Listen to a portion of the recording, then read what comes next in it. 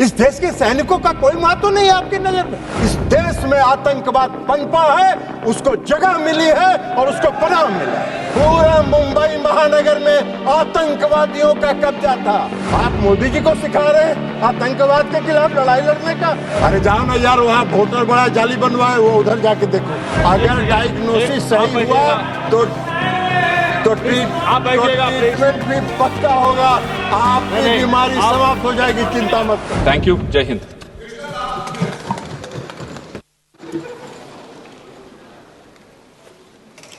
माननीय श्री राजीव रंजन सिंह जी।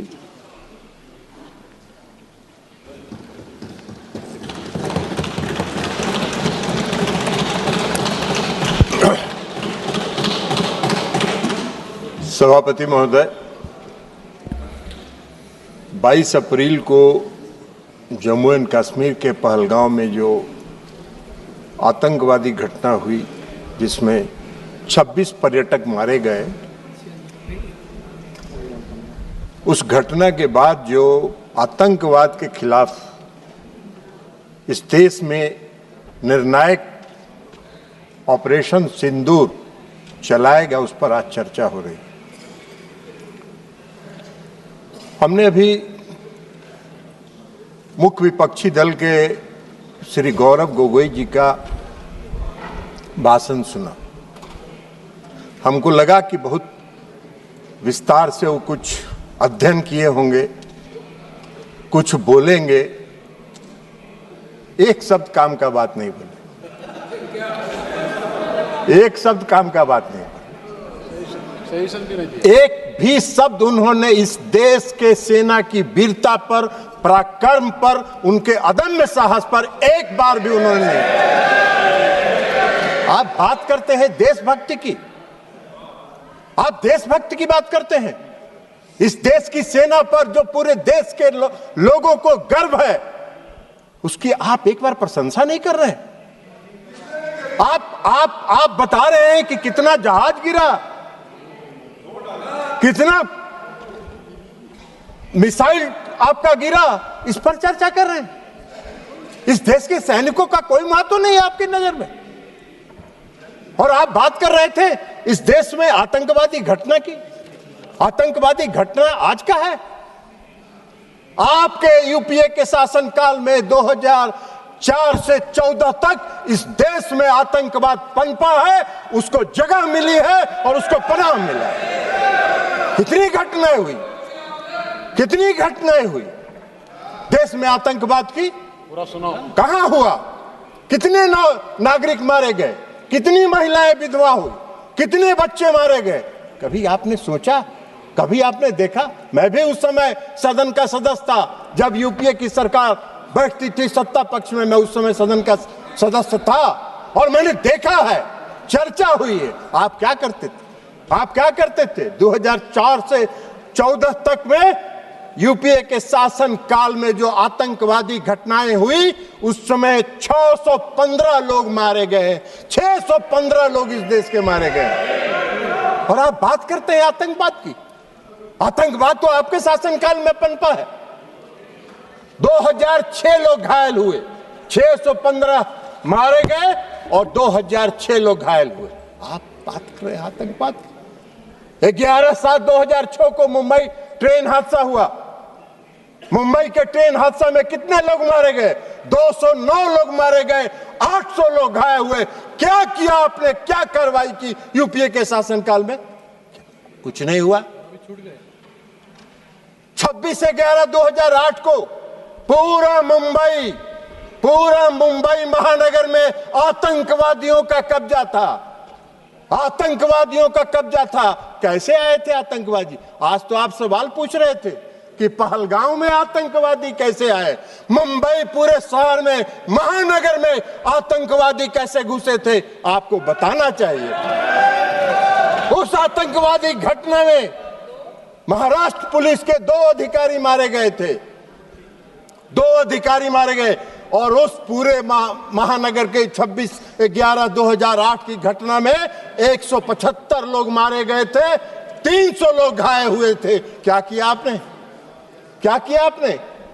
उसमें 29 विदेशी नागरिक भी थे, विदेशी नागरिक थे जो मारे गए थे। उसमें जो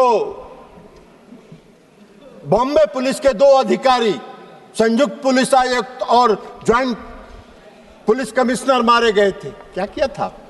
आप घड़ियाली आंसू बहा रहे थे। सदन में चर्चा किया आपने, और सदन में चर्चा करके घड़ियाली आंसू बहा के और उस समय के गृह मंत्री को विदा करके नए गृह मंत्री को बैठा दिया, मुख्यमंत्री को विदा कर दिए और आतंकवाद को पूरे देश में पनपने के लिए आपने जगह देने का काम किया। यही तो काम कर रहे थे आप। आतंकवादी की बात कर रहे हैं।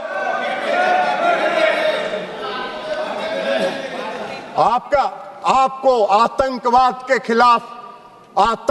के खिलाफ लड़ाई लड़ने का न साहस था यूपीए सरकार को, और न उसमें दम था कि वो आतंकवाद के खिलाफ लड़ाई लड़ते। खाना पूरी करते थे, घड़ियाली आंसू बहाने का काम करते थे। हाँ, और उसको भी बता दें कि उस मुंबई की घटना का जो मुख्य कर्णधार था, जो अमेरिका में छिपा हुआ था, आपको उसको लाने का साहस नहीं हुआ। प्रधानमंत्री नरेंद्र मोदी जी ने उसको इस देश में लाके उस पर मुकदमा चलाने का काम किया। आप बात कर रहे हैं? हाँ, जरूर है। आज जरूर है कि इस देश में भारत ने पहली बार आतंकवाद के खिलाफ लड़ने का जो संकल्प लिया और जो संकल्प दिखाया, वो 2016 में शुरू हुआ, जब इस देश के प्रधानमंत्री ने कहा कि हम अपने देश की धरती पर आतंकवाद को पनपने नहीं देंगे, निर्णायक लड़ाएंगे और आतंकवादियों को घुस के उसके घर में मारने का काम करेंगे। यह संकल्प प्रधानमंत्री नरेंद्र मोदी जी ने दिखाया। 2016 में उरी की घटना हुई, 25 लोग मारे गए, 25 सैनिक मारे गए, उरी की घटना। और 25 सैनिक मारने के बाद देश के प्रधानमंत्री ने निर्णायक लड़ाई लड़ते हुए सर्जिकल स्ट्राइक किया और पाकिस्तान की सीमा में घुसकर पाक आतंकवादियों को समाप्त करने का काम किया। यह प्रधानमंत्री ने इस संकल्प के साथ काम किया, आतंकवाद के खिलाफ लड़ाई लड़ने का काम किया। आपको कहां दिखाई दे? आतंकवादी प्रशिक्षण केंद्र समाप्त हुए सर्जिकल स्ट्राइक में, सैकड़ों आतंकवादी मारे गए। और फिर दोबारा आतंकवादियों ने साहस किया। फरवरी में 14 फरवरी 2019 को पुलवामा में आतंकवादी घटना हुई और पुलवामा में सीआरपीएफ के गाड़ी पर आत्मघाती हमला हुआ। और उस आत्मघाती हमले के बाद आदरणीय प्रधानमंत्री नरेंद्र मोदी जी के नेतृत्व वाली सरकार ने अपने संकल्प को फिर दोहराया और एयर स्ट्राइक करके पूरे प्रशिक्षण केंद्रों को तबाह किया। जैसे मोहम्मद के लश्कर के सारे प्रशिक्षण केंद्रों को तबाह करने का काम किया। आप मोदी जी को सिखा रहे हैं आतंकवाद के खिलाफ लड़ाई लड़ने का। आप तो आतंकवाद के खिलाफ क्या लड़ाई लड़े थे? इतना दिन देश में शासन किए। आजादी के बाद से तो सबसे ज्यादा शासन आप ही लोगों ने किया है। तो आपको बताना चाहिए था कि हमने ये काम किया था। आप तो कुछ किए नहीं, तो 0 सन्नाटा है। तो 0 सन्नाटा में क्या कहिएगा? तो खोज रहे हैं। अभी बोल रहे थे पहलगांव में आतंकवादी किन उद्देश्यों के साथ आया, उसका भी व्याख्यान आप ही कह रहे थे कि इन उद्देश्यों के साथ पहलगाम में आतंकवादी घुसे थे। आपसे पूछ के घुसे थे क्या वो लोग? आपको कैसे जानकारी है कि वो किस उद्देश्य के साथ लेके घूमे? अरे ऐसा बात मत करिए। कम से कम देश की एकता और अखंडता के साथ मजाक मत करिए। देश की एकता और अखंडता के साथ देश की सरकार के साथ खड़ा रहने का काम कीजिए। नहीं तो कोई नहीं। विश्वसनीयता तो प्रतिदिन समाप्त हो ही रही है। आने वाले समय में कोई पूछेगा भी नहीं, यह भी जान लीजिए। तो इसलिए एयर स्ट्राइक किया प्रधानमंत्री जी ने। पुलवामा की घटना के बाद 26 अप्रैल को बालकोट में घुस के एयर स्ट्राइक करके आतंकवादियों के प्रशिक्षण केंद्र को समाप्त करने का काम किया। ये प्रधानमंत्री का संकल्प था। ये मोदी जी का संकल्प था। यूपीए के किसी सरकार के प्रधानमंत्री ने यह संकल्प नहीं लिया था। यह काम मोदी जी ही कर सकते हैं, दूसरा कोई नहीं कर सकता है। और अब ऑपरेशन सिंदूर पर आइए। 22 अप्रैल को पहलगाम में घटना हुई, और 22 अप्रैल को पहलगाम में जब घटना हुई तो अरे जाओ ना यार, वहां वोटर बड़ा जाली बनवाए, वो उधर जाके देखो।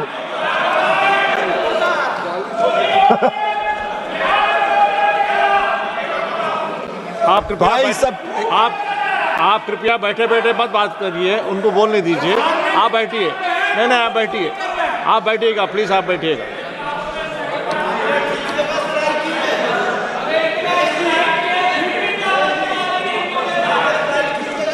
हाँ, उनको है नस पकड़ा गया है, असली नस पकड़ा गया। इलाज भी, अगर देखिए आपको एक चीज बता देते हैं, अगर असली बीमारी पकड़ा जाता है तो उसका इलाज भी परफेक्ट होता है। डायग्नोसिस अगर सही हुआ तो ट्रीटमेंट, डायग्नोसिस अगर डायग्नोसिस सही हुआ तो ट्रीटमेंट भी पक्का होगा। आपकी बीमारी समाप्त हो जाएगी, चिंता मत करिए। आप बैठिएगा। आप नहीं, जब भी बोलेंगे, आप जब मौका देंगे तभी बोलेंगे। और सभापति महोदय, प्लीज एड्रेस द चेयर। सभापति महोदय, 22 अप्रैल को पहलगाम में घटना हुई। हमारे पूरे देश के पर्यटक वहां गए थे, घूमने गए थे, परिवार के साथ गए थे, छुट्टियां मना रहे थे, और आतंकवादियों ने हमला किया। 26 लोग मारे गए, 26 लोग मारे गए। हमारे देश के प्रधानमंत्री जी की, आप उनकी आत्मा जो इस देश में बसती है, इसको महसूस करना चाहिए। वो यात्रा स्थगित करके, विदेश की यात्रा स्थगित करके देश में तत्काल वापस आने का काम उन्होंने किया। और इसलिए कि उनको दर्द था इस बात का। सुन लीजिए ना यार, बैठिए ना, प्रवचन मत दो ना यार, तमाशा कर रहे हो।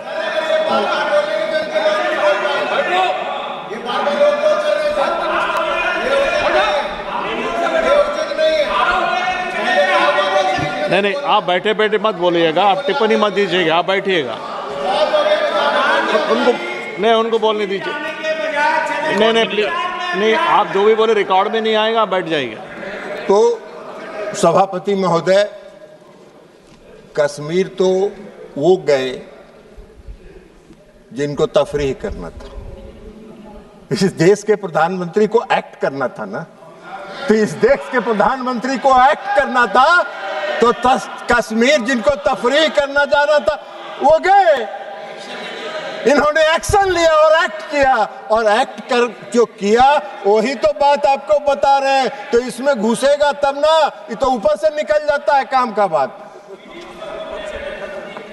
तो इसलिए 22 अप्रैल को प्रधानमंत्री घटना हुई आए। 24 अप्रैल को प्रधानमंत्री जी, अभी रंजन गोगोई जी कह रहे थे कि चुनाव पर, ये गौरव गोगोई जी कह रहे थे, सॉरी गौरव गोगोई जी कह रहे थे कि चुनाव प्रचार में गए थे। चुनाव प्रचार में नहीं गए थे, अपने को करेक्ट किया कीजिए, बोलिए भी तो करेक्ट करिए। पंचायती राज दिवस था, और पंचायती राज दिवस में हर साल प्रधानमंत्री जी पंचायती राज दिवस में किसी न किसी राज्य में जाकर पंचायत प्रतिनिधियों को संबोधित करते हैं। और 24 अप्रैल को भी प्रधानमंत्री जी बिहार के मधुबनी में पंचायती राज दिवस के दिन गए। लेकिन वहां जाके उन्होंने जो कहा, पहली बार पहलगाम की घटना पर एक शब्द उन्होंने कहा कि घटना से मर्माहत हूं, और इसका जवाब कल्पना से परे पाकिस्तान को मिलेगा, कल्पना से परे पाकिस्तान को मिलेगा। यह एक लाइन में उनकी संकल्प शक्ति का दृष्टिगोचर हो रहा था कि उनके दिमाग में क्या है। और मधुबनी में जो आतंकवाद के खिलाफ लड़ने का उनका संकल्प था, उसमें उन्होंने पहली बार मैंने देखा आज तक 14 से लेके आज तक में कि प्रधानमंत्री नरेंद्र मोदी जी ने अंग्रेजी में भाषण दिया कुछ देर, और इसलिए दिया कि उन्होंने पूरे दुनिया को विश्व को संदेश दिया कि हम आतंकवाद के आगे झुकने वाले नहीं हैं, आतंकवाद के खिलाफ हम निर्णायक लड़ाई लड़ेंगे, और विश्व को अपनी दृढ़ इच्छा शक्ति का संदेश उन्होंने इसके माध्यम से लिया और आतंकवाद के खिलाफ लड़ाई का उन्होंने संकल्प लिया।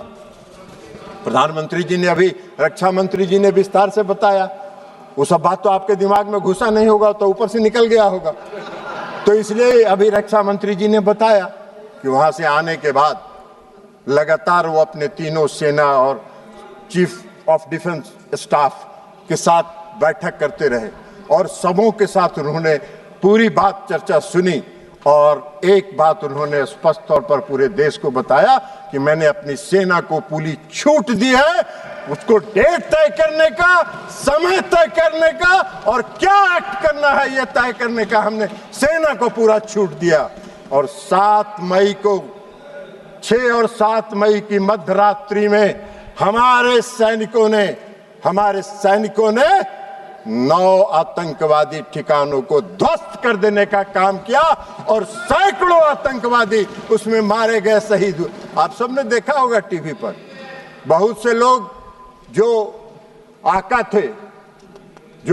थे आतंकवादियों को रो रहे थे, मसूद अजहर साहब, हाफिज शहीद, ये रो रहे थे कि मेरा सारा परिवार मर गया, काश मैं भी मर जाता। सारे आतंकवादियों को ध्वस्त करके उन्होंने संदेश दिया कि अब इस देश में और पाकिस्तान की धरती पर आतंकवाद को हम बर्दाश्त नहीं करेंगे, और यह संकल्प उन्होंने पूरा करने का काम किया। 100 से ज्यादा आतंकवादी मारे गए। पूरे पाकिस्तान के जो जितने थे सेना प्रमुख से लेकर सब आतंकवादियों के जनाजा में गए। आपने पाकिस्तान का तो एक बार भी आलोचना नहीं की, पाकिस्तान को कंडेम तो आपने, गोगोई जी, एक बार भी आपने नहीं किया कि पाकिस्तान के जो सेना प्रमुख थे वो गए, तो इसलिए आप तो नहीं किए, आप नहीं करिएगा। वो मालूम है आप वोट के लिए राजनीति करते हैं और मोदी जी देश के लिए राजनीति करते हैं, अंतर यहाँ है। लेकिन जो 6 और 7 मई को जो घटना हुई ऑपरेशन सिंदूर का, पाकिस्तान हक्का बक्का रह गया। पाकिस्तान को यह उम्मीद नहीं थी, और सबसे बड़ी उपलब्धि थी कि जो 9 प्रशिक्षण शिविर ध्वस्त किए गए, एक भी नागरिक को खरोच तक नहीं आया, पाकिस्तान के किसी नागरिक को खरोच तक नहीं आया। हम लोगों ने देखा जो सैटेलाइट इमेज पर कि जो ध्वस्त प्रशिक्षण शिविर है उसके बाहर पाकिस्तान के लोग वीडियो बना रहे हैं, उसका पूरा वीडियो बना रहे थे और मजे ले रहे थे। ये मोदी जी का कमाल था। एक भी सेना के किसी भी पाकिस्तानी सेना के किसी भी जगह पर उन्होंने हमला नहीं किया, हमारे सैनिकों ने हमला नहीं किया। हमारा संकल्प था, मोदी जी का संकल्प था आतंकवाद के खिलाफ लड़ने का, और आतंकवादी प्रशिक्षण शिविर को उन्होंने टारगेट बनाने का काम। उसके बाद जवाब में क्या हुआ? उसके जवाब में रिटेलिएशन में पाकिस्तान ने हमारे सैन्य ठिकानों पर, हमारे एयरबेस पर, हमारे नागरिक जगहों पर, नागरिक स्थलों पर, हमारे जम्मू एंड कश्मीर के यूनिवर्सिटीज पर हमला करने का प्रयास किया, गुरुद्वारे पर हमला करने का प्रयास किया, धार्मिक स्थलों पर हमला करने का प्रयास किया। हमारे देश में निर्मित रक्षा प्रणाली ने उनके जितने मिसाइल थे, हम सब लोगों ने, पूरे देश ने टीवी पर देखा। आप कितनों भाषण दे दीजिए, आपका कोई असर नहीं होने वाला है। पूरे देश ने देखा। सभापति महोदय, हम लोग दिवाली में बोतल में रॉकेट बम डालते हैं और रॉकेट बम में नीचे से आग लगाते थे, और ऊपर जाके वो फटता था तो वो फुलझड़ी की तरह सब गिरता था। उसी तरह पाकिस्तान के जितने मिसाइल थे हवा में फुलझड़ी की तरह ध्वस्त हो गए। ये पूरे देश ने देखने का काम किया। आपको नहीं दिखता है, हम क्या करें? चश्मा लगा लीजिए, चश्मा बदल लीजिए, चश्मा लगा लीजिए, चश्मा बदल लीजिए। लेकिन आपको दिखा नहीं, पूरे देश ने देखा। पूरे देश में तब वाहवाही हो रही थी, तो आपको नहीं दिखता है। फुलझड़ी की तरह उड़ गया, कहीं कुछ नहीं, कोई नुकसान नहीं हुआ। पूछ रहे थे गृह रक्षा मंत्री, अरे रक्षा मंत्री जी का पूरा भाषण आप अगर ध्यान से सुनते तो रक्षा मंत्री जी ने बताया कि हमारा कोई हानि नहीं हुआ, हमारा कोई जहाज नहीं गिरा। आप फिर पूछ रहे हैं कितना जहाज गिरा था, कितना जहाज गिरा था, कितना जहाज गिरा था। अरे भाई, तो इसलिए सारे उनके मिसाइल को ध्वस्त कर दिया, हवा में ध्वस्त कर देने का काम किया उन्होंने। और उसके बाद जब भारत ने जवाब देना शुरू किया तो पाकिस्तान की पूरी रडार सिस्टम और रक्षा प्रणाली पर हमला करके उसको लाहौर और गुजरांवाला में सारे सिस्टम को हमारे देश की सेनाओं ने ध्वस्त कर दिया। पाकिस्तान का पूरा रडार और रक्षा प्रणाली ध्वस्त हो गया। उनके कमांड और कंट्रोल को ध्वस्त कर देने का काम किया। और 11 एयरबेस को हमारे वायुसेना ने 11 एयरबेस को ध्वस्त कर देने का काम किया। यह हमारी उपलब्धि थी। आपको दिखा नहीं ऑपरेशन सिंदूर की उपलब्धि, आपको दिखेगा भी नहीं। लेकिन पाकिस्तान भी चालाकी कर रहा था।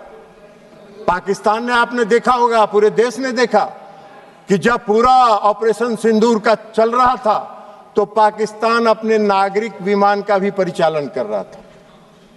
और नागरिक विमान का परिचालन इसलिए कर रहा था कि अगर कहीं इंडिया ने एक भी नागरिक विमान को ध्वस्त किया तो उसमें विदेशी नागरिक भी होंगे, पैसेंजर।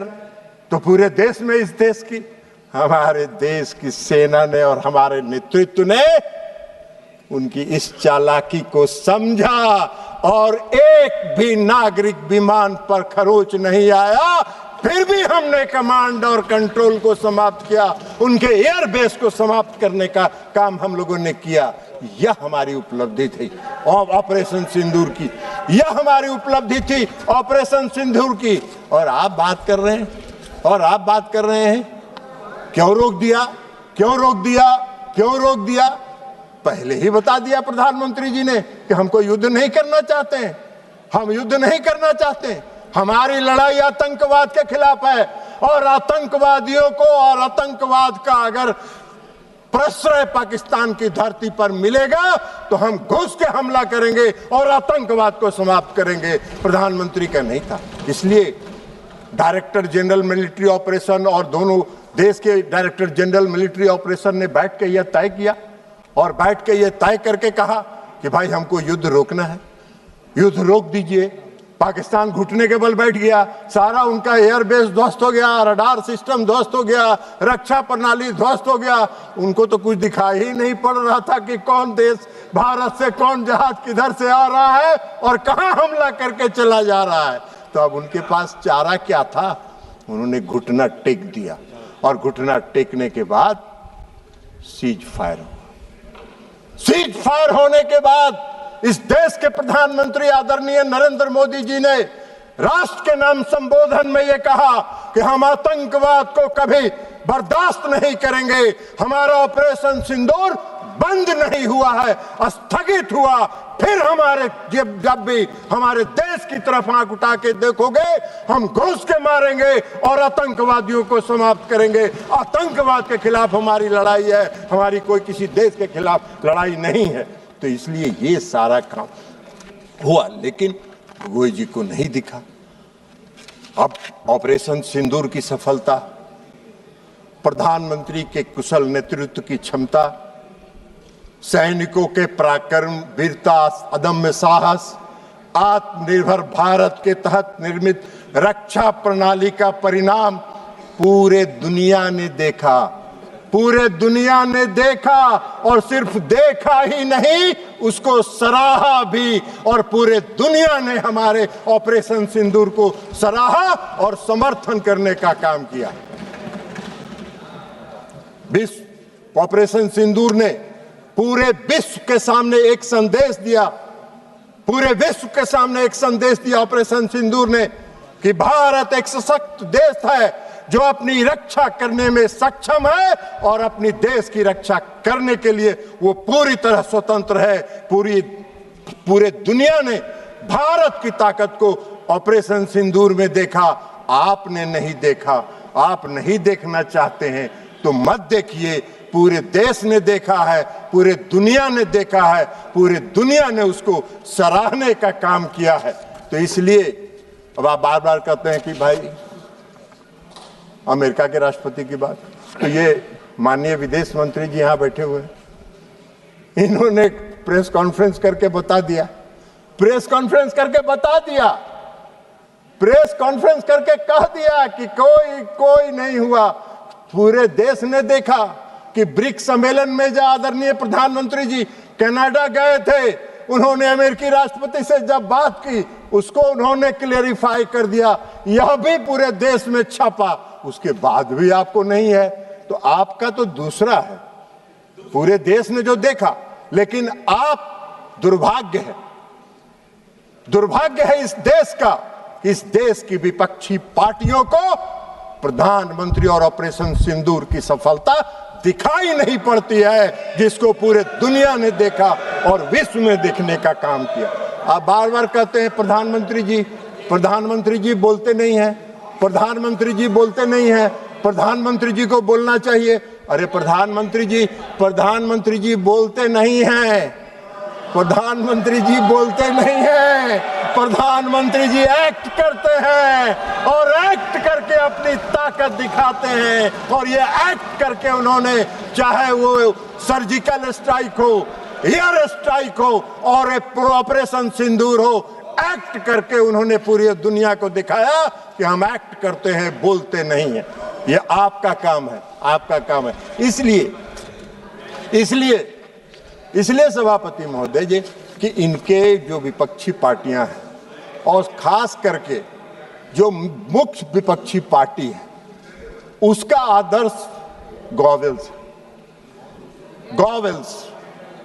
के बारे में नहीं जानते हैं? गॉवेल्स जो जर्मनी के एक कहावत है, और गॉवेल्स का कहावत भी पढ़ के आपको सुना देते हैं सभापति महोदय। नहीं, गॉवेल्स का जो थ्योरी है, एक झूठ को बार बार बोलने से वह सच हो जाता है।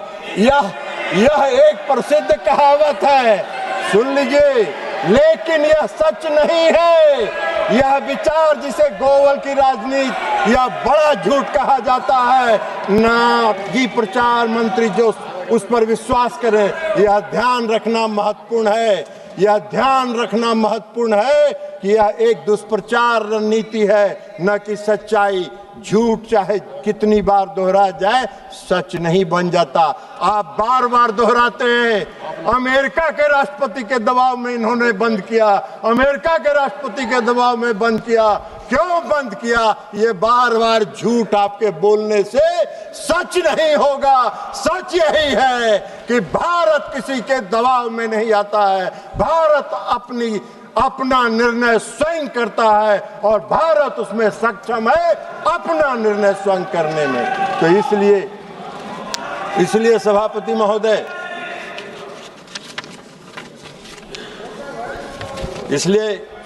महोदय, इनको ऑपरेशन सिंदूर की सफलता दिखाई नहीं पड़ती। ऑपरेशन सिंदूर एक सफल ऑपरेशन था जो आतंकवाद के खिलाफ लड़ाई का था, और पूरे दुनिया ने और पूरे देश ने इसको सराहा है, इसको स्वीकार किया है।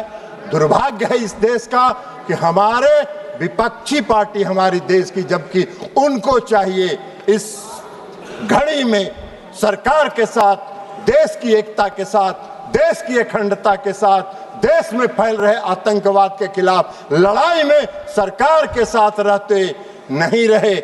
आज भी हम आपसे आग्रह करेंगे, आप रखिए, रहे बैठिए।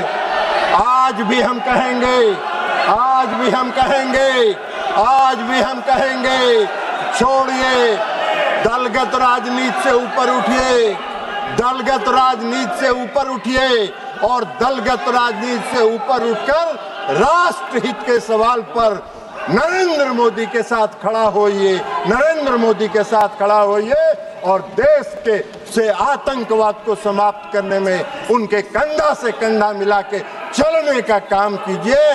और अंत में इस देश के सैनिकों की वीरता, पराक्रम और अदम्य साहस के लिए उनको सलाम करते हुए मैं अपनी बात समाप्त करता हूं।